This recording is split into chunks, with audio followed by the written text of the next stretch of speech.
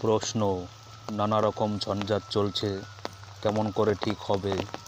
শ্রী শ্রী ঠাকুর, তুই ঠিক হয়ে চল, আপন পথে চল।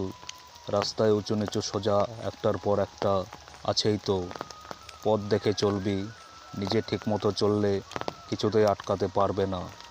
শ্রী শ্রী ঠাকুর, ভগবানের জন্য যারা কাঁদে, তার জন্য যারা চেষ্টা করে, তাদের সেই দুঃখই তাদের ধন্য করে তোলে।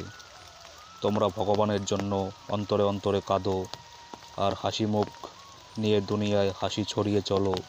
তোমাদের কোনো ভাবনা নেই, তোমাদের অন্তরের আকুতিই তার প্রতি, তোমাদের অচ্যুত অনুরাগই তোমাদিগকে ঠিক পথে পরিচালিত করবে।